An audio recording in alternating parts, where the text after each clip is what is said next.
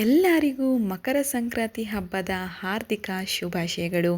ಉತ್ತರ ಕರ್ನಾಟಕದ ಸ್ಪೆಷಲ್ ಮಕರ ಸಂಕ್ರಾಂತಿ ಹಬ್ಬಕ್ಕೆ ಹಬ್ಬದ ಅಡುಗೆಗಳನ್ನು ನಾನಿವತ್ತು ಈ ವಿಡಿಯೋದಲ್ಲಿ ತೋರಿಸ್ಕೊಡ್ತಾ ಇದ್ದೀನಿ. ವರ್ಷದ ಮೊದಲನೇ ಹಬ್ಬ ಮಕರ ಸಂಕ್ರಾಂತಿ ಹಬ್ಬ ರೀ. ಹಾಗಾಗಿ ಇವತ್ತು ಉತ್ತರ ಕರ್ನಾಟಕದಲ್ಲಿ ಯಾವ್ಯಾವ ಬಗೆಯ ಅಡುಗೆಗಳನ್ನು ಮಾಡ್ತಾರೆ, ಹಾಗೆ ಇದನ್ನು ಯಾವ ರೀತಿ ಮಾಡೋದು ಅಂತ ಕೂಡ ನಿಮಗೆ ತೋರಿಸ್ಕೊಡ್ತಾ ಇದ್ದೀನಿ. ಒಂದೊಂದು ಅಡುಗೆಗದು ಒಂದೊಂದು ಸ್ಪೆಷಲಿಟಿ ಇರ್ತೈತಿ. ಹಾಗೆ ಮಕರ ಸಂಕ್ರಾಂತಿ ಹಬ್ಬಕ್ಕೆ ಸಜ್ಜಿ ರೊಟ್ಟಿ ಸ್ಪೆಷಲ್ಲು ಈ ಒಂದು ನಾರ್ತ್ ಕರ್ನಾಟಕದ ಸ್ಟೈಲಲ್ಲಿ ನಾನು ನಿಮಗೆ ತೋರಿಸ್ಕೊಡ್ತಾ ಇದ್ದೀನಿ. ನೋಡಿ, ಫಸ್ಟ್ ನಾನು ನಿಮಗೆ ಇಲ್ಲಿ ಊಟದ ಪ್ಲೇಟ್ನ ಹಚ್ಚಿ ತೋರಿಸಿದ್ದೀನಿ. ಊಟದ ಪ್ಲೇಟ್ ನೋಡಿದ ತಕ್ಷಣವೇ ಮಜಾ ಬರ್ಬೇಕಲ್ರಿ, ತಿನ್ನಕ್ಕಂತೂ ಇನ್ನೂ ಮಜಾ ಬರ್ತೈತ್ರಿ. ಹಾಗಿದ್ರೆ ಬನ್ನಿ ಫಸ್ಟ್ ಫಟಾಫಟ್ ಅಂತ ಹೇಳಿ ವಿಡಿಯೋನ ಸ್ಟಾರ್ಟ್ ಮಾಡಿಬಿಡೋಣ. ಇಲ್ಲಿ ಫಸ್ಟು ಎಳ್ಳು ಬೀರು ಅಥವಾ ನೀವು ಎಳ್ಳು ಬೆಲ್ಲ ಅಂತ ಕೂಡ ಕರೀತಾರೆ. ಎಳ್ಳು ಬೆಲ್ಲನ ನಾನು ಇಲ್ಲಿ ಮಾಡೋ ತೋರಿಸ್ತಾ ಇದ್ದೀನಿ. ಫಸ್ಟು ಶೇಂಗಾ ತೊಗೊಂಡಿನ್ರಿ, 1 ಕಪ್ ಆಗೋಷ್ಟು ಶೇಂಗಾನ ಹುರ್ಕೊತಾ ಇದ್ದೀನಿ. ಇದು ಸ್ವಲ್ಪ ಕಲರ್ ಚೇಂಜ್ ಆಗಬೇಕು. ಅದಾದಮೇಲೆ ನಾನು ಇಲ್ಲಿ 1 ಕಪ್ ಆಗೋಷ್ಟು ಎಳ್ಳನ್ನು ತೊಗೊಂಡಿದ್ದೀನಿ. ಬಿಳಿ ಎಳ್ಳನ್ನು ಕೂಡ ಚೆನ್ನಾಗಿ ಚಟ್ಪಟ ಅನ್ನೋವರೆಗೂ ಹುರ್ಕೋಬೇಕಾಕತಿ. ಅಲ್ಲಿವರೆಗೆ ಏನೈತಿ ಶೇಂಗಾದ ಮ್ಯಾಲಿನ ಸೊಟ್ಟೆ ತೊಗೊಂಡು ಇಟ್ಕೊಂಡ್ಬಿಡ್ರಿ. ನೆಕ್ಸ್ಟ್ ಬಂದುಬಿಟ್ಟು ನಾನಿಲ್ಲಿ ಒಣ ಕೊಬ್ಬರಿ ತೊಗೊಂಡಿನಿ, ಮ್ಯಾಗಿಂದು ಸಿಪ್ಪೆ ತಿಕ್ಕೊಂಬಿಟ್ಟಿನಿ ರೀ. ಈಗ ಒಣ ಕೊಬ್ಬರಿನಷ್ಟು ಸ್ವಲ್ಪ ರೋಸ್ಟ್ ಮಾಡ್ಕೋಬೇಕಾಕತಿ. ಇದರಲ್ಲಿ ಯಾವುದೇ ರೀತಿ ಎಣ್ಣೆನ ಹಚ್ಚಂಗಿಲ್ಲ. ನೆಕ್ಸ್ಟ್ ಬಂದುಬಿಟ್ಟು ಪುಟಾಣಿ ತೊಗೊಂಡಿನಿ. ಪುಟಾಣಿ ಕೂಡ ಸ್ವಲ್ಪ ಬೆಚ್ಚಗೆ ಮಾಡ್ಕೋಬೇಕಾಕತಿ. ಈಗ ನೋಡಿರಿ, ಈಗ ಒಂದೊಂದು ಕಪ್ ಎಲ್ಲ ಹಾಕ್ಕೊಂತ ಹೋಗ್ಬೇಕ್ರಿ. ಶೇಂಗಾ, ಪುಟಾಣಿ ಮತ್ತು ಬಿಳಿ ಎಳ್ಳು ಮತ್ತು ನೆಕ್ಸ್ಟ್ ಬಂದುಬಿಟ್ಟು ಕೊಬ್ಬರಿ ಹಾಕಿನಿ ರೀ. ಈಗ 1 ಕಪ್ ಆಗೋಷ್ಟು ಬೆಲ್ಲ ಕೂಡ ಇದ್ರೊಳಗೆ ಹಾಕಿನಿ.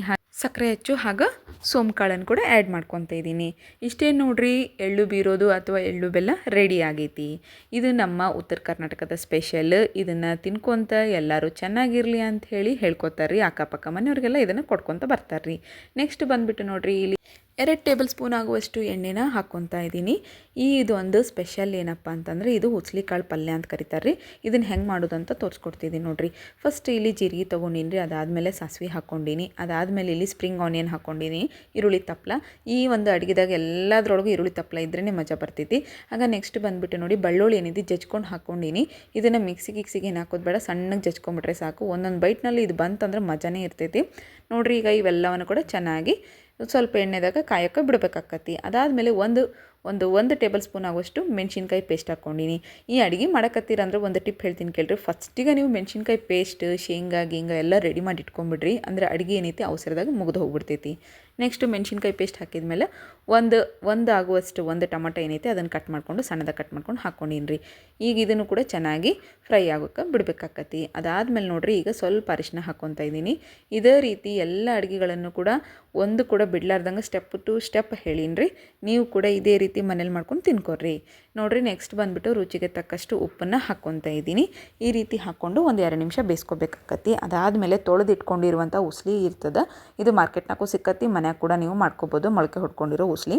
ಈಗ ಇದನ್ನು ಕೂಡ ಹಾಕಿಬಿಟ್ಟು ಕಲಿಸ್ಕೋಬೇಕಾಗುತ್ತೆ. ಇದಕ್ಕೆ ನಾನು ನೀರು ಹಾಕಿರಲಿಲ್ಲ, ಹಾಗಾಗಿ ಈಗ ನೀರು ಹಾಕ್ಕೊಂಡು ಒಂದು 5 ನಿಮಿಷ ಕುದಿಸ್ಕೋಬೇಕಾಕತಿ. ಒಂದು ಚಹಾ ಕುಡಿಯೋ ಕಪ್ ಇರ್ತೈತಲ್ರಿ, ಅಷ್ಟರೊಳಗೆ ನೀರು ಹಾಕ್ಕೊಂಡ್ರೆ ಸಾಕಾಕತಿ. ಈಗ ನೋಡಿರಿ, ಸ್ವಲ್ಪ ನೀರು ಹಾಕ್ಕೊಳಕತ್ತೀನಿ. ನೀರು ಹಾಕ್ಕೊಂಡು ಕುದಿಸ್ಕೊಳಕ್ಕೆ ಬಿಡಬೇಕಾಕತಿ. ನೋಡಿರಿ, ಒಂದು 5 ನಿಮಿಷ ಬಿಟ್ಕೊಂಡ್ರೆ ಸಾಕಾಕತಿ. ಯಾರಿಗೆಲ್ಲ ಮಕರ ಸಂಕ್ರಾಂತಿ ಹಬ್ಬದ ಅಡುಗೆಗಳು ಗೊತ್ತಿಲ್ಲ ಅಥವಾ ಹಬ್ಬದ ಅಡುಗೆಗಳು ಬರೋದಿಲ್ಲ ಅನ್ನೋರು ಒಂದು ಸತಿ ವಿಡಿಯೋನ ನೋಡ್ಕೊಳ್ರಿ, ಸಖತ್ತಾಗಿರುತ್ತೆ, ಮಾಡಿಕೊಂಡು ತಿನ್ಕೊಳ್ರಿ. ನೋಡಿ, ರೆಡಿ ಆಯಿತು ಹುಸ್ಲಿಕಾಳು ಪಲ್ಯ. ಆಗ ಬನ್ನಿ ಎರಡನೇ ಅಡುಗೆ ಮಾಡ್ಕೊಳ್ಳೋನು. ಇದಕ್ಕೂ ಕೂಡ 2 ಟೇಬಲ್ ಸ್ಪೂನ್ ಆಗುವಷ್ಟು ಎಣ್ಣೆನ ಹಾಕ್ಕೊಂಡಿನಿ.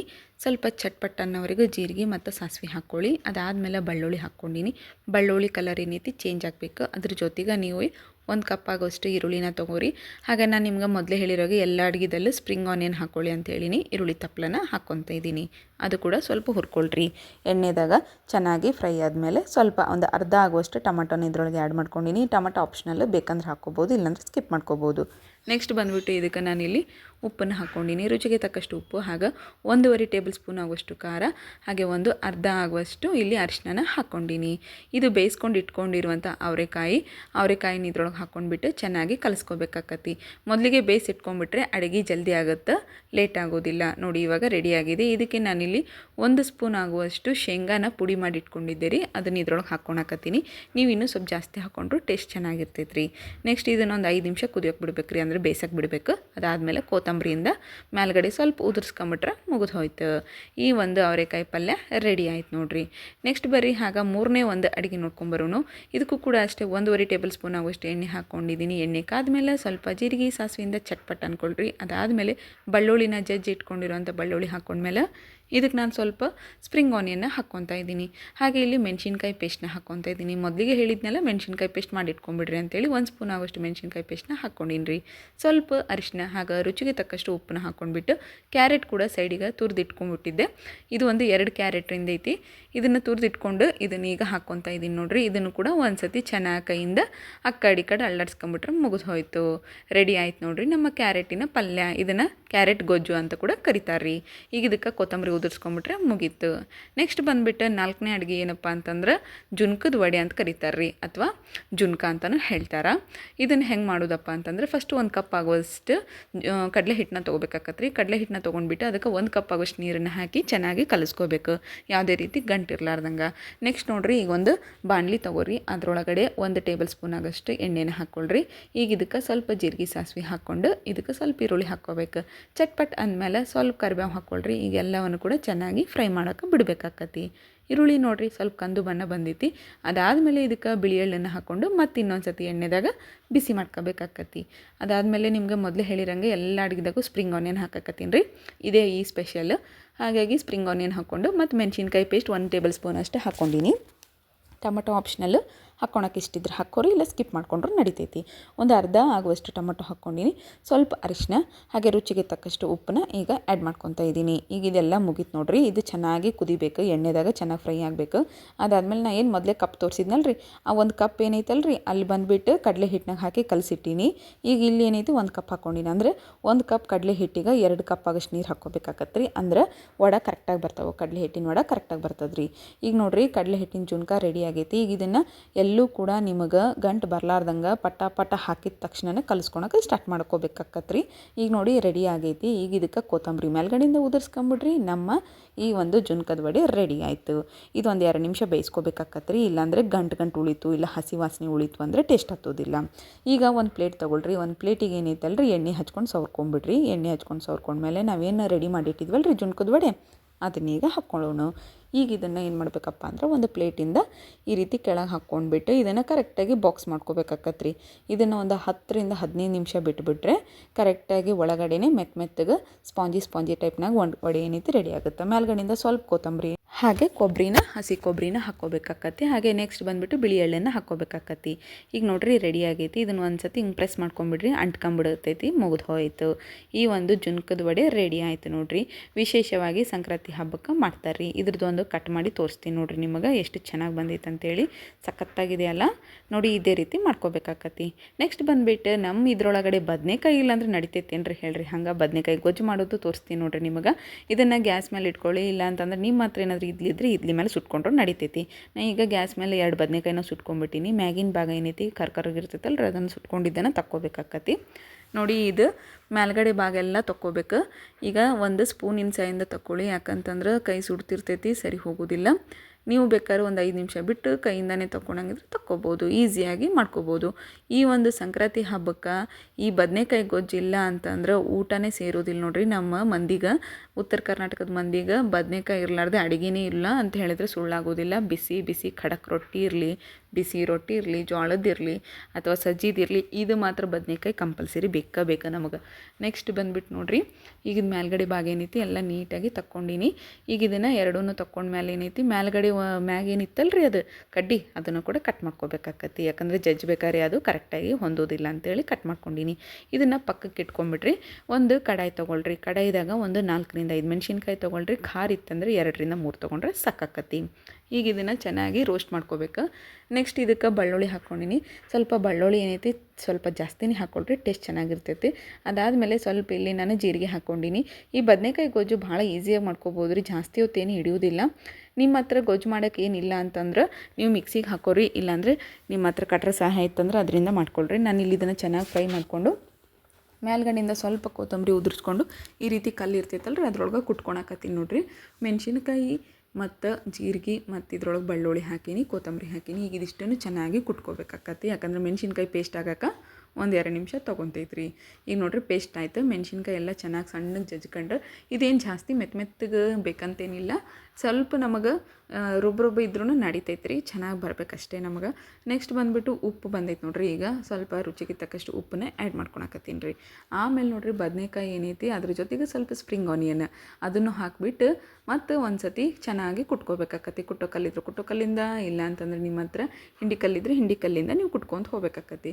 ನಾ ಹೇಳಿದ್ನಲ್ರಿ ಇದೇನು ಇಲ್ಲ ಅಂತಂದ್ರೆ ಒಂದು ಸತಿ ಮಿಕ್ಸಿಗೆ ಗಿರ್ ಅಂತ ಮಾಡಿಸ್ಕೊಂಬಿಟ್ರಿ, ಒಂದು ರೌಂಡ್ ಹಾಕಿದ್ರೂ ಮೆತ್ತಗೆ ಚಂದ ಆಕತಿ. ಈಗ ನೋಡಿರಿ ಬದನೆಕಾಯಿ ಗೊಜ್ಜು ರೆಡಿ ಆಗೈತೆ. ಟೇಸ್ಟ್ ಕೂಡ ಸಖತ್ತಾಗಿರ್ತೈತಿ. ಈ ರೀತಿ ನೀವು ರೊಟ್ಟಿ ಜೊತೆ ತಿಂತಾಯಿದ್ರೆ ತಿಂತಾನೆ ಇರ್ಬೇಕು ಅನಿಸ್ತೈತೆ ನೋಡಿರಿ. ಈಗ ಅಡುಗೆಗಳದಲ್ಲಿರುವಂಥ ಪಲ್ಯಗಳೆಲ್ಲ ಮುಗಿದು ಹೋಯಿತು. ನೆಕ್ಸ್ಟ್ ಬಂದುಬಿಟ್ಟು ಮೊಸರು ಬುತ್ತಿ ಮಾಡೋದು ನೋಡ್ಕೊಂಬರೋಣ್ರಿ. ಇಲ್ಲಿ ರೇಷನ್ ಅಕ್ಕಿನೇ ತೊಗೋಬೇಕಾಗುತ್ತೆ. ನಾನು ಇಲ್ಲಿ ಚಹಾ ಕುಡಿಯೋ ಕಪ್ಪಿಂದ 1 ಕಪ್ ತೊಗೊಂಡಿನಿ. ಅದಕ್ಕೆ ಕರೆಕ್ಟ್ 2 ಕಪ್ ಆಗೋಷ್ಟು ನೀರನ್ನು ಹಾಕ್ಕೊತೀನಿ. ಒಂದು ಅರ್ಧ ಮೇಲೆ ಹಾಕೋರಿ, 2.5 ಕಪ್ ಆಗೋಷ್ಟು ನೀರನ್ನು ಹಾಕ್ಕೊತಾ ಇದ್ದೀನಿ. ರುಚಿಗೆ ತಕ್ಕಷ್ಟು ಉಪ್ಪನ್ನು ಹಾಕಿಬಿಟ್ಟು ಸಿಟಿ ಹೊಡ್ಸ್ಕೊಳ್ರಿ. ಸಿಟಿ ಹೊಡ್ಸಿದ್ಮೇಲೆ ನೋಡಿರಿ, ಇವಾಗ ಬಿಸಿ ಬಿಸಿ ಇದ್ದಾಗ ಒಂದು ಸತಿ ಮುದ್ದೆ ಮಾಡ್ಕೋಬೇಕಾಗತ್ತೆ. ಅಂದರೆ ಈ ರೇಷನ್ ಅಕ್ಕಿ ಮೊದಲೇ ಮುದ್ದೆ ಆಗಿರ್ತೈತ್ರಿ, ಆದರೆ ಇನ್ನೊಂದು ಸತಿ ಕೈಯಿಂದ ಚೆನ್ನಾಗಿ ಕಿವುಚ್ಕೊಳೋದ್ರಿಂದ ಏನಾಗ್ಬಿಡ್ತೈತಿ, ಕರೆಕ್ಟಾಗಿ ಹದ ಬರ್ತೈತಿ. ಈಗ ನೋಡಿರಿ ಕರೆಕ್ಟಾಗಿ ಒಂದು 2-3 ಸತಿ ನಾ ಕೈಯಿಂದ ಸೌಟಿನ ಸಹಾಯದಿಂದ ಚಮಚೆ ಸಹಾಯದಿಂದ ಮಾಡ್ಕೊಂಬಿಟ್ಟಿನಿ ಬಿಸಿ ಇರೋದ್ರಿಂದ. ಈಗ ಇದಕ್ಕೆ ಸೈಡಿಗೆ ಒಂದು ಬಾಣಲಿ ತೊಗೊಳ್ರಿ. ಇದಕ್ಕೆ 1 ಸ್ಪೂನ್ ಆಗೋಷ್ಟು ಎಣ್ಣೆನ ಹಾಕ್ಕೊತ ಇದ್ದೀನಿ. ಇಟ್ಟಿಟ್ಟ ಜೀರಿಗೆ, ಇಟ್ಟಿಟ್ಟ ಸಾಸಿವೆ ಹಾಕ್ಕೊತ ಇದ್ದೀನಿ. ಇದಕ್ಕೆ ಜಾಸ್ತಿ ಒಗ್ಗರಣೆ ಹೊಡೆಯೋದೇನು ಇರೋದಿಲ್ಲ. ಹಾಗಾಗಿ ನಾನಿಲ್ಲಿ ಜೀರಿಗೆ, ಸಾಸಿವೆ ಮತ್ತು 1 ಮೆಣಸಿನ್ಕಾಯಿ ಹಾಕ್ಕೊಂಡ್ರೆ ಸಾಕಾಕತಿ. ಮೆಣಸಿನ್ಕಾಯಿ ಆಪ್ಷನಲ್, ಬೇಕಂದ್ರೆ ಹಾಕ್ಕೋಬೋದು, ಇಲ್ಲಾಂದರೆ ಸ್ಕಿಪ್ ಮಾಡ್ಕೋಬೋದು. ಈಗ ಎಣ್ಣೆ ಏನೈತಲ್ಲ ಆರಿದ ತಕ್ಷಣ, ಒಗ್ಗರಣೆ ಹೊಡೆದಿದ್ದು ಆರಿದ ತಕ್ಷಣ ಮತ್ತು ಈ ಒಂದು ಮಾಡಿರುವಂಥ ಹಣ್ಣು ಏನೈತಲ್ಲ ಅದು ಕೂಡ ಆರಿದ ತಕ್ಷಣ ಈಗ ಇದನ್ನು ಕಲಿಸ್ಕೋಬೇಕಾಕತಿ.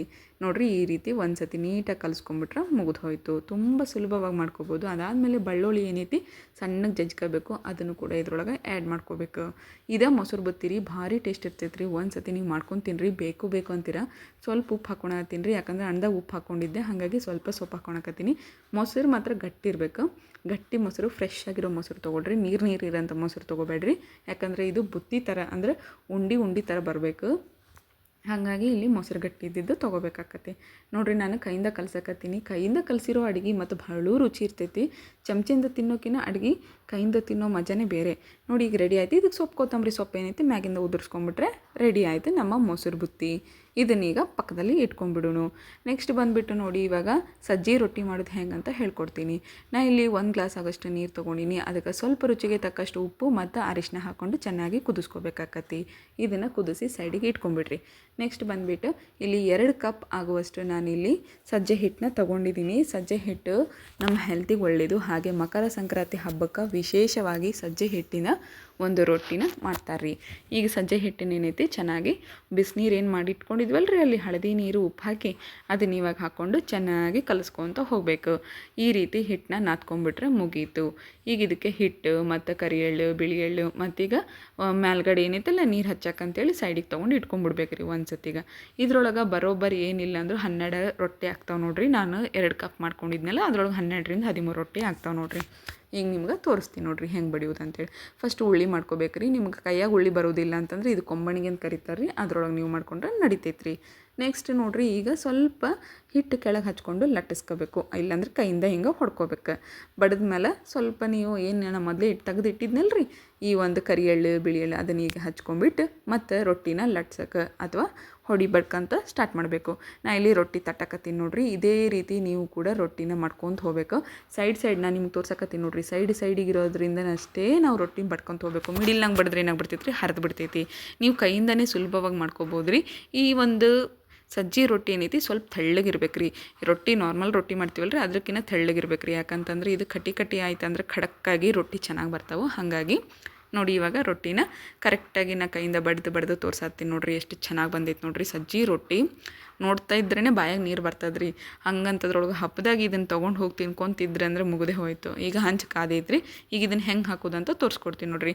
ಈ ಮೇಲ್ಗಡೆ ಭಾಗ ಏನೈತಲ್ರಿ ಈಗ ರೊಟ್ಟಿ ಬಡ್ದಿದ್ದು ಅದು ಹಂಚಿನ ಕೆಳಗಡೆ ಹೋಗ್ಬೇಕ್ರಿ. ಈ ಕೆಳಗಡೆ ಭಾಗ ಏನಿತ್ತಲ್ರಿ ಅದು ಮೇಲ್ಗಡೆ ಬರಬೇಕು. ಈಗ ಅದಕ್ಕೆ ಸ್ವಲ್ಪ ನೀರು ಹಚ್ಕೊಂಡ್ಬಿಟ್ವಿ ಅಂದ್ರೆ ಮುಗೀತು. ಇದು 1-2 ನಿಮಿಷ ನೀರೆಲ್ಲ ಸ್ವಲ್ಪ ಒಣಗಬೇಕು. ಒಣಗಿತ್ತಂತಂದ್ರೆ ನಾವು ಇದನ್ನು ಉಲ್ಟಾ ಮಾಡ್ಕೋಬೇಕಾಕತಿ ನೋಡಿರಿ. ಇವಾಗ ಉಲ್ಟಾ ಮಾಡ್ಕೊಂಡು ತೋರ್ಸಾಕತ್ತೀನಿ ನೋಡಿರಿ. ಎಷ್ಟು ಚೆನ್ನಾಗಿ ಬಂದಿತ್ತಲ್ರಿ. ಇದೇ ರೀತಿ ನೀವು ಸಜ್ಜಿ ರೊಟ್ಟಿ ಒಂದು 10ರಿಂದ 15 ರೊಟ್ಟಿ ಮಾಡ್ಕೊಂಡ್ರು ಸಾಕಾಕತಿ. ಒಂದು 2 ಕಪ್ನಾಗ ಆರಾಮ್ಸೆ 12-15 ರೊಟ್ಟಿ ಆಗ್ತಾವೆ ನೋಡಿರಿ. ಈಗ ಹಿಂದೆ ಮುಂದೆ 2 ಕಡೆ ಚೆನ್ನಾಗಿ ಬೇಯಿಸ್ಕೋಬೇಕು. ನಿಮ್ಮ ಹತ್ರ ಕಿಚ್ಚಿತ್ತಂದ್ರೆ ಕಿಚನ್ ಮ್ಯಾಗ ಮಾಡ್ಕೋಬೋದು, ಒಲೆ ಇತ್ತಂದ್ರೆ ಒಲೆ ಮೇಲೆ ಈಗಂತೂ ನಾರ್ಮಲಾಗಿ ಯಾರ ಹತ್ರ ಇರೋದಿಲ್ಲ, ಹೆಚ್ಚು ಗ್ಯಾಸ್ ಮ್ಯಾಗ ಮಾಡ್ತಾರೆ. ಗ್ಯಾಸ್ ಮ್ಯಾಗ ಮಾಡೋದಿತ್ತಂದ್ರೆ ಇನ್ನೊಂದು ರೊಟ್ಟಿ ಬಡಿಯೋವರೆಗೆ ಏನೈತಲ್ಲ ಸ್ವಲ್ಪ ಗ್ಯಾಸ್ ಫ್ಲೇಮ್ನ ಕಮ್ಮಿ ಇಟ್ಕೊಂಬಿಟ್ಟು ಅದ್ರ ಮೇಲೆ ಇಟ್ಕೊಂಬಿಟ್ರೆ ಕಟ್ಟಿ ಕಟ್ಟಿ ಆಗ್ತಾವೆ. ನೋಡಿರಿ ಈಗ ನಾ ತೋರ್ಸಕತ್ತೀನಿ ನೋಡಿರಿ, ಇದೇ ರೀತಿ ಸಜ್ಜಿ ರೊಟ್ಟಿ ರೆಡಿ ಆಯಿತು ನೋಡಿರಿ. ಇದನ್ನು ನೀವು ಮಾಡ್ಕೊಂಡು ತಿನ್ಕೊಳ್ರಿ. ಇದೇ ರೀತಿ ಈಗ ಇನ್ನೊಂದು ಅಡುಗೆ ತೋರಿಸ್ತೀನಿ ನೋಡಿರಿ. ಈ ಒಂದು ಉತ್ತರ ಕರ್ನಾಟಕದ ಸ್ಪೆಷಲ್ ಮಾದಲಿ ಇದನ್ನು ಯಾವ ರೀತಿ ಮಾಡೋದಂತ ಹೇಳ್ಕೊಡ್ತೀನಿ ನೋಡಿ ಬನ್ನಿ. ನೆಕ್ಸ್ಟು ಇದ್ರೊಳಗೆ ಏನಪ್ಪ ಅಂದರೆ ಫಸ್ಟ್ ಬಂದುಬಿಟ್ಟು 2 ಕಪ್ ಆಗುವಷ್ಟು ನಾನು ಗೋಧಿ ಹಿಟ್ಟನ್ನ ತೊಗೊಂಡಿನಿ. ಗೋಧಿ ಹಿಟ್ಟನ್ನ ಏನೈತಿ ಸ್ವಲ್ಪ ರೋಸ್ಟ್ ಮಾಡ್ಕೋಬೇಕಾಕತಿ. ರೋಸ್ಟ್ ಮಾಡ್ಕೊಂಡ್ಬಿಟ್ಟು ಇದಕ್ಕೆ ಸ್ವಲ್ಪ ರವೆ ಮತ್ತು ಸ್ವಲ್ಪ ಉಪ್ಪು ಹಾಕ್ಕೋಬೇಕು. ಅರ್ಧ ಕಪ್ ಆಗುವಷ್ಟು ರವೆ ಹಾಕ್ಕೊಂಡಿನಿ. ರುಚಿಗೆ ತಕ್ಕಷ್ಟು ಉಪ್ಪನ್ನ ಆ್ಯಡ್ ಮಾಡ್ಕೊತಿದ್ದೀನಿ ನೋಡಿರಿ. ಈಗ ಇದನ್ನು ಏನು ಮಾಡಬೇಕಪ್ಪ ಅಂತಂದ್ರೆ ಸೇಮ್ ನಾವು ಚಪಾತಿ ಹೆಂಗೆ ಲಟ್ಟಿಸ್ತೀವಲ್ಲ ರೀ, ಹಂಗೆ ಇದು ಚಪಾತಿ ಹದಕ್ಕೆ ನಾವು ಇದನ್ನು ನಾದ್ಕೋಬೇಕಾಕತ್ರಿ. ಈಗ ಈ ರೀತಿ ನಾದ್ಕೊಂಡ್ರೆ ಸಾಕಾಕತಿ. ಒಂದು 5 ನಿಮಿಷ ಬಿಟ್ಟರೆ ಇನ್ನೂ ಚೆನ್ನಾಗಿ ಮೆತ್ತಗಾಗುತ್ತೆ. ಇದ್ರೊಳಗಡೆ ಏನಿಲ್ಲ ಅಂದರೂ ದಪ್ಪ ದಪ್ಪ ತೊಗೋಬೇಕಾಕತ್ರಿ. ನಾವು ನಾರ್ಮಲ್ ಚಪಾತಿ ಮಾಡ್ತೀವಲ್ಲ ರೀ, ಅದಕ್ಕಿಂತ 3 ಪಟ್ಟು ಜಾಸ್ತಿ ತೊಗೋಬೇಕಾಕತ್ತಿ. ದೊಡ್ಡ ಉಂಡೆ ಮಾಡ್ಕೋಬೇಕು ನೋಡಿ. ತೋರಿಸ್ತಿದ್ದೀನಲ್ಲ ಈ ರೀತಿ ದಪ್ಪ ದಪ್ಪ ಉಂಡೆ ಮಾಡ್ಕೋಬೇಕು. ಈಗ ಇದನ್ನು ಲಟ್ಟಿಸ್ಕೋಬೇಕು. ಈ ಒಂದು ಗೋಧಿ ಮಾದಲಿ ನೋಡ್ರಿ ಸಖತ್ತಾಗಿರ್ತದೆ. ಸ್ಪೆಷಲಾಗಿ ಇದನ್ನು ಎಲ್ಲದಕ್ಕೂ ಮಾಡ್ತಾರೆ. ಇದನ್ನು ಹಬ್ಬಕ್ಕೆ ಉತ್ತರ ಕರ್ನಾಟಕದ ಮನ್ಯಾಸ ಮಂದಿ ಎಲ್ಲರಿಗೂ ಗೊತ್ತೈತ್ರಿ. ಈ ಮನ್ಯಾಗ ಯಾರ ಮನ್ಯಾಗ ಇರೋದಿಲ್ಲ ಕೇಳ್ರಿ. ಈಗ ಹಬ್ಬದ ಟೈಮ್ನಾಗ ಎಲ್ಲರ ಮನೆಯಾಗ ಇರ್ತೈತೆ ನೋಡಿರಿ. ನೆಕ್ಸ್ಟ್ ನೋಡಿರಿ, ಈಗ ಇದನ್ನು ಮಾಡ್ಕೊಂಡ್ಬಿಟ್ಟು ಸ್ವಲ್ಪ ದಪ್ಪ ತೋರ್ಸಕತ್ತೀನಲ್ಲ ಅಷ್ಟು ದಪ್ಪ ಇರಬೇಕು. ಈಗ ಕಾದಿರೋ ಹಂಚಿನ ಮ್ಯಾಗ ಹಾಕ್ಕೊಳ್ರಿ. ಈ ರೀತಿ ಹಾಕ್ಕೊಂಡ್ಬಿಟ್ಟು ನೀವು ಸ್ವಲ್ಪ ಎಣ್ಣೆ ತುಪ್ಪ ಏನು ಅನಿಸುತ್ತೋ ಅದನ್ನು ಹಾಕ್ಕೊಳ್ರಿ. ನಾ ಇದ್ರೊಳಗಡೆ ಎಣ್ಣೆ ಹಾಕ್ಕೊಂಡಿರಲಿಲ್ಲ, ಲಟ್ಟಿಸ್ಬೇಕಾದ್ರೆ ಹಾಕ್ಕೋಬೇಕು ಈ ಒಂದು ಚಪಾತಿದಾಗ ಅಂಥೇಳಿ ನಾನು ಎಣ್ಣೆನೂ ಮತ್ತು ತುಪ್ಪ 2 ಹಾಕಿರಲಿಲ್ಲ. ಈಗ ಹಾಕ್ಕೊಳಕತ್ತೀನಿ. ಒಂದಷ್ಟು ಎಣ್ಣೆ ತುಪ್ಪ 2 ಹಾಕ್ಕೊಂಡು 2 ಕಡೆ ಕರೆಕ್ಟಾಗಿ ಬೇಯಿಸ್ಕೊಳ್ರಿ. ಮುಗೀತು ನೋಡ್ರಿ. ಈಗ ಹಿಂದೊಂದು ಮುಂದೊಂದು 2 ಸತಿ ಬೇಯಿಸ್ಕೊಂಬಿಟ್ವಿ ಅಂದರೆ ಮುಗೀತು. ಈಗ ಸ್ವಲ್ಪ ಮತ್ತು ಮೇಲ್ಗಡೆಯಿಂದ ಸ್ವಲ್ಪ ಎಣ್ಣೆ ಹಚ್ಕೊಂಡ್ಬಿಡ್ರಿ. ಕರೆಕ್ಟಾಗಿ ಹದವಾಗಿ ಬೇಯಬೇಕಲ್ವ, ಇಲ್ಲಾಂದರೆ ಹಸಿ ಬಿಸಿ ಆಯ್ತಂದರೆ ಟೇಸ್ಟ್ ಹತ್ತೋದಿಲ್ಲ. ಆಮೇಲೆ ಜಲ್ದಿ ಬೂಸ್ ಬಂದುಬಿಡ್ತೈತಿ, ಕೆಟ್ಟೋಗ್ಬಿಡ್ತೈತಿ. ಹಾಗಾಗಿ ಇದನ್ನು ಚೆನ್ನಾಗಿ ಬೇಯಿಸ್ಕೋಬೇಕಾಕತಿ ನೋಡಿರಿ. ಈಗ ಮುಗೀತು. ಈಗ ಇದನ್ನು ಲಟ್ಟಣಿಕೆ ಸಹಾಯದಿಂದ ನಾನು ಒಂದು ಸ್ವಲ್ಪ ಕ್ರಷ್ ಮಾಡ್ಕೊಳಕತ್ತೀನಿ ರೀ. ಯಾಕಂತಂದ್ರೆ ಕೈ ಸುಡ್ತಿರ್ತೈತೆ ರೀ, ಬಿಸಿ ಬಿಸಿ ಇರೋದ್ರಿಂದ ಲಟ್ಟಣಿಕೆ ಸಹಾಯದಿಂದ ಮಾಡ್ಕೊಂಬಿಟ್ರೆ ಏನಾಗುತ್ತೆ, ಈಸಿ ಆಗುತ್ತೆ. ಇದನ್ನು ನೀವು ಕೈಯಿಂದ ಬೇಕಾದ್ರೆ ಹರಿಬೋದು, ಆದರೆ ಬಿಸಿ ಇದ್ದಾಗ ಆಗೋದಿಲ್ಲ. ಇದನ್ನು ಈ ರೀತಿ ಮಾಡಿಕೊಂಡು ಸ್ವಲ್ಪ ಪುಡಿ ಒಂದು ಪ್ಲೇಟ್ನಾಗ ಹಾಕ್ಕೊಂಡು ಸೈಡಿಗೆ ಇಟ್ಕೊಂಡ್ಬಿಡ್ರಿ. ಇನ್ನೊಂದು ಏನು ಇತ್ತಲ್ರಿ, ಇನ್ನೊಂದು ಮಾಡ್ಕೊಳಕತ್ತೀನಿ. ಇನ್ನೊಂದು ಮಾಡ್ಕೊಂಡು ಕೂಡ ಈಗ ಸೈಡಿಗೆ ಇಟ್ಕೊಂಬಿಡ್ತೀನಿ ನೋಡಿರಿ. ಈಗ 2 ಮುಗೀತು. ಈಗ ಇದನ್ನು ಮಿಕ್ಸಿ ಜಾರಿಗೆ ಹಾಕ್ಕೋಬೇಕಾಕತಿ. ಇದನ್ನು ನೋಡಿರಿ, ನಾನು ಈ ಒಂದು 2 ಚಪಾತಿದು ಮಾಡಿದ್ದೆ ರೀ. 2 ಚಪಾತಿದು ಮಾಡಿದ್ನಂದ್ರೆ ಇದನ್ನು ಈಗ ಒಂದು ಸತಿ ಗಿರ್ರ ಅನ್ಸ್ಕೊಂಬಿಟ್ಬಿಟ್ರೆ ಪುಡಿ ಮಸ್ತ್ ಆಕತಿ. ಈ ರೀತಿ ಪುಡಿ ಆದಮೇಲೆ ನಾವೇನು ಮಾಡಬೇಕಪ್ಪ ಅಂತಂದರೆ ಇಲ್ಲಿ ನೋಡಿರಿ ನಿಮಗೆ ತೋರಿಸ್ತೀನಿ. ಸೇಮು ಅದು ಹೆಂಗೆ ಹಿಟ್ಟು ನಾದ್ತೀವಲ್ಲ ರೀ, ಅದೇ ರೀತಿಯೇ ಇದನ್ನು ಕೂಡ ಆಗಿರ್ತದೆ. ಈ ಒಂದು ಚಪಾತಿ ಹಿಟ್ಟನ್ನು ಪುಡಿ ಮಾಡಿ ಇಟ್ಕೊಂಡ್ಮೇಲೆ ನೆಕ್ಸ್ಟ್ ಬಂದುಬಿಟ್ಟು ಈ ಬೆಲ್ಲ ಏನೈತಲ್ಲ ರೀ, ಅದು ಕರೆಕ್ಟ್ ಬರೋಬ್ಬರ ಒಂದು ಬೌಲ್ ಆಗೋಷ್ಟು ತೊಗೊಂಡಿನಿ ರೀ. ಈಗ ಅದು ಬೆಲ್ಲದಾಗ ಏನಾದರೂ ಗಂಟು ಐತೆ ನೋಡ್ಕೊಂಬಿಟ್ಟು ಒಂದು ಸತಿ ಕೈಯಾಗಿಂದ ತಿರ್ಸ್ಕೊಂಬಿಟ್ವಿ ಅಂದ್ರೆ ಮುಗೀತು. ಇದನ್ನ ಇನ್ನೊಂದು ಸತಿ ನೀವು ಮಿಕ್ಸಿಗೆ ಹಾಕ್ಕೊಂಡ್ರೆ ಸುಲಭವಾಗಿ ಹಾಕತಿ. ಅದೇ ಹಂಚು ಏನು ಚಪಾತಿ ಮಾಡ್ಕೊಂಡಿದ್ವಲ್ಲ ರೀ, ಅದೇ ಹಂಚ್ ಮೇಲೆ ನಾನು ಇಲ್ಲಿ ಬಿಳಿ ಎಳ್ಳು ಮತ್ತು ಗಸಗಸೆ ಆಮೇಲೆ ಸೋಂಪು ಹಾಕ್ಕೊಳಕತ್ತೀನಿ. ಇವೆಲ್ಲ ಕೂಡ ಸ್ವಲ್ಪ ಡ್ರೈ ರೋಸ್ಟ್ ಮಾಡ್ಕೋಬೇಕು. ಇದಕ್ಕೆ ಯಾವುದೇ ರೀತಿ ಎಣ್ಣೆ ತುಪ್ಪ ಏನೂ ಹಚ್ಚೋದಿಲ್ಲ. ನೆಕ್ಸ್ಟ್ ಬಂದುಬಿಟ್ಲಿ ಇಲ್ಲಿ ಪುಟಾಣಿನ ಹಾಕ್ಕೊಂಡೀನಿ ರೀ. ಪುಟಾಣಿ ಹಾಕ್ಕೊಂಡ್ಮೇಲೆ ನೋಡಿರಿ ಈಗೆಲ್ಲ ಮುಗೀತು. ಇದು ರೋಸ್ಟ್ ಆಗೈತಿ. ಈಗ ಇದನ್ನು ನಾವೇನು ಗೋಧಿ ಮಾದಲಿ ರೆಡಿ ಮಾಡಿ ಇಟ್ಕೊಂಡಿದ್ವಲ್ಲ ರೀ, ಅದರೊಳಗೆ ಇದನ್ನು ಹಾಕ್ಕೊಂಬಿಟ್ವಿ ಅಂದ್ರೆ ಮುಗೀತು ನೋಡಿರಿ. ಗೋಧಿ ಮಾದಲಿ ಮಾಡುವ ಸುಲಭ ವಿಧಾನ ಮುಗಿದು ಹೋಯ್ತು. ಕೇವಲ 5 ನಿಮಿಷನೂ ಆಗೋದಿಲ್ಲ ರೀ ಸ್ನೇಹಿತರೆ, ಈಸಿಯಾಗಿ ಮಾಡ್ಕೋಬೋದು. ಆಮೇಲೆ ಸ್ವಲ್ಪ ಒಣ ಕೊಬ್ಬರಿ ಇತ್ತು ಮ್ಯಾಗಿಂದ ಉದುರಿಸ್ಕೊಂಬಿಟ್ರೆ ಮುಗಿದು ಹೋಯ್ತು ನೋಡಿರಿ. ನೆಕ್ಸ್ಟ್ ಬರ್ರಿ, ಇವತ್ತಿನ ಸ್ಪೆಷಲ್ ಅಡುಗೆ ಏನಪ್ಪ ಅಂತಂದ್ರೆ ಶೇಂಗದ ಹೋಳಿಗೆ. ಹಬ್ಬದಲ್ಲಂತೂ ಎಲ್ಲದರೊಳಗೂ ಸ್ವೀಟ್ ಇರಲೇಬೇಕು. ಹಾಗಿದ್ರೆ ಶೇಂಗದ ಹೋಳಿಗೆ ಇರಲಿಲ್ಲ ಅಂತಂದ್ರೆ ಊಟ ಕಂಪ್ಲೀಟೇ ಆಗೋದಿಲ್ಲ. ಇದಕ್ಕೂ ಕೂಡ ನಾನು 2 ಕಪ್ ಆಗುವಷ್ಟು ಇಲ್ಲಿ ಮೈದಾ ಹಿಟ್ಟನ್ನ ತೊಗೊಂಡಿನಿ. ಸ್ವಲ್ಪ ಇದಕ್ಕೆ ರುಚಿಗೆ ತಕ್ಕಷ್ಟು ಉಪ್ಪು ಮತ್ತು ಒಂದು 2 ಟೇಬಲ್ ಸ್ಪೂನ್ ಆಗುವಷ್ಟು ನಾನಿಲ್ಲಿ ಚಿರೋಟಿ ರವೆನ ತೊಗೊಂಡಿನಿ ರೀ, ಸಣ್ಣ ರವೆ ತೊಗೊಂಡಿನಿ.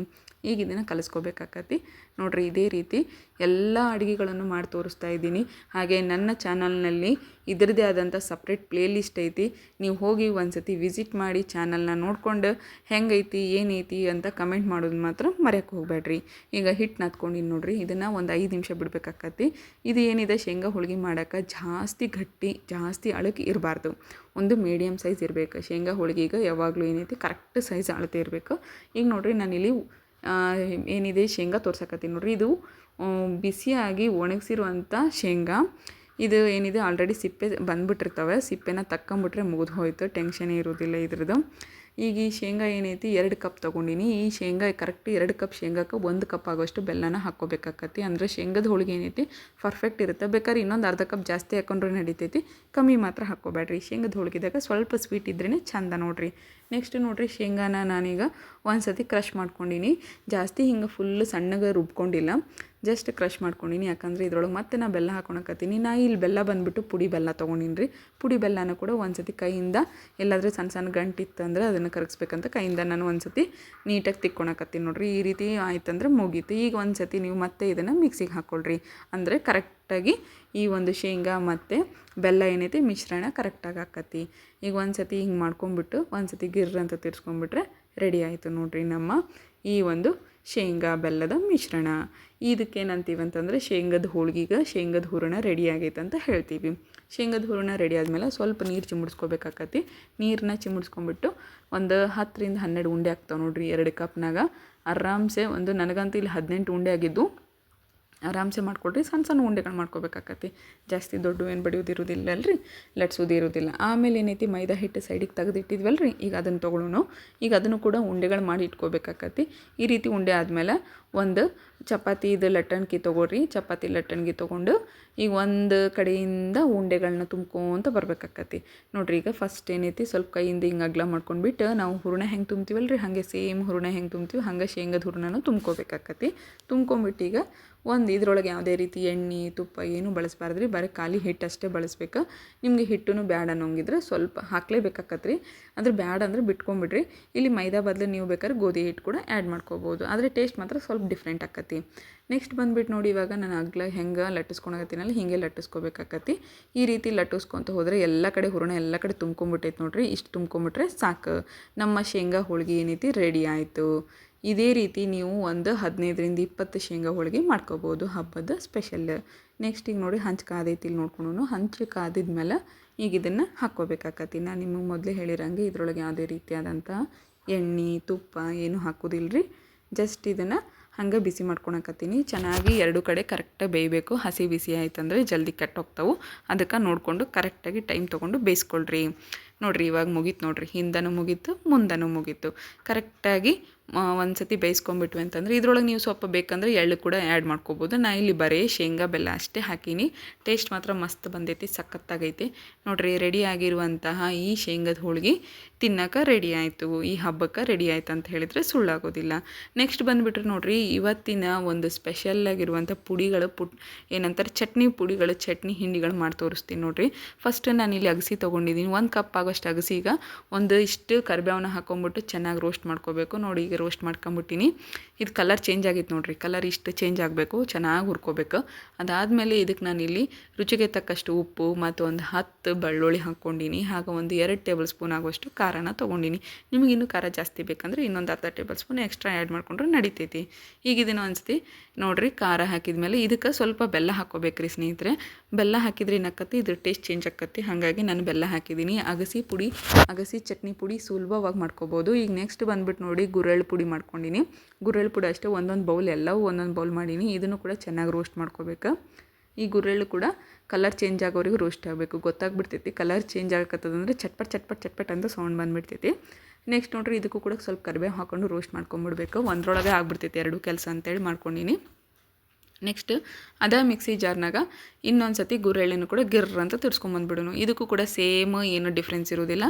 ಎಲ್ಲದಕ್ಕೂ ಒಂದೊಂದು ಬೌಲ್ ಮಾಡಿರೋದ್ರಿಂದ ಲೆಕ್ಕದ ಪ್ರಕಾರನೇ ಮಾಡೀನಿ. ಇದ್ರೊಳಗೆ ಒಂದು 10 ಬೆಳ್ಳುಳ್ಳಿ, ಹಾಗೆ ಒಂದು 2 ಟೇಬಲ್ ಸ್ಪೂನ್ ಆಗೋಷ್ಟು ಖಾರ ಮತ್ತು ರುಚಿಗೆ ತಕ್ಕಷ್ಟು ಉಪ್ಪು, ಅಂದರೆ 1 ಸ್ಪೂನ್ ಆಗೋಷ್ಟು ಉಪ್ಪು ಅಂತ ಹೇಳಿದರೆ ಸುಳ್ಳಾಗೋದಿಲ್ಲ. ಈಗ ಇದನ್ನು ಕೂಡ ಒಂದು ಸತಿ ಗಿರ್ರ ಅಂತ ತಿರ್ಸ್ಕೊಂಬಂದ್ಬಿಡ್ರಿ. ಏನು ಜಾಸ್ತಿ ಹೊತ್ತು ಟೈಮ್ ಹಿಡಿಯೋದಿಲ್ಲ ರೀ ಮಿಕ್ಸಿ ಜಾರ್ನಾಗ. ಪಟ್ ಅಂತೇಳಿ 1-2 ಸೆಕೆಂಡ್ ಆಗೋದಿಲ್ಲ ಅಷ್ಟೇ ನೋಡಿರಿ. ಹಾಗೆ ಬಿಡ್ತು ನೋಡಿರಿ, ರೆಡಿ ಆಯಿತು. ಗುರೆಳ್ಳು ಪುಡಿ ಕೂಡ ರೆಡಿ ಆಯಿತು. ನೆಕ್ಸ್ಟ್ ಬಂದುಬಿಟ್ಟು ಶೇಂಗಾ ರೀ. ಶೇಂಗಾದ ಮೇಲ್ಗಡೆ ಏನೈತಿ ಸೊಟ್ಟಿ ಈಸಿಯಾಗಿ ಬರ್ತಾವೆ. ನಿಮ್ಮ ಹತ್ರ ಈ ರೀತಿ ಶೇಂಗಾ ಇಲ್ಲ ಅನ್ನೋ ಹಾಗಿದ್ರೆ ನೀವು ಬೇಕಾದ್ರೆ ಹಸಿ ಶೇಂಗಾ ಮಾಡ್ಕೊಳಂಗಿದ್ರೆ ಅದನ್ನು ಚೆನ್ನಾಗಿ ರೋಸ್ಟ್ ಮಾಡ್ಕೊಂಬಿಟ್ಟು ಅದ್ರ ಮೇಲ್ಗಡೆ ಏನೈತಿ ಸಿಪ್ಪೆನ ತಕ್ಕೋಬೇಕಾಕತಿ. ಇಲ್ಲಿ ಸೇಮ್ 1 ಕಪ್ಪಿಗೆ ನಾನು ಒಂದು 5ರಿಂದ 8 ಬೆಳ್ಳುಳ್ಳಿ, ಹಾಗೆ 2 ಟೇಬಲ್ ಸ್ಪೂನ್ ಆಗುವಷ್ಟು ಖಾರ, ನೆಕ್ಸ್ಟ್ ಇದಕ್ಕೆ ರುಚಿಗೆ ತಕ್ಕಷ್ಟು ಉಪ್ಪು, ಆಮೇಲೆ ರೋಸ್ಟ್ ಮಾಡಿ ಇಟ್ಕೊಂಡಿರುವಂಥ ಕರಿಬೇವನ್ನ ಹಾಕೋಣಕತ್ತೀನಿ. ಈಗ ಇದನ್ನು ಕೂಡ ಒಂದು ಸತಿ ಮಿಕ್ಸಿ ಜಾರಿಗೆ ಹಾಕ್ಕೊಂಬಂದ್ಬಿಡೋನು. ಮಸ್ತ್ ಸಖತ್ತಾಗಿರುವ ಚಟ್ನಿ ಪುಡಿ ಕೂಡ ರೆಡಿ ಆಯಿತು.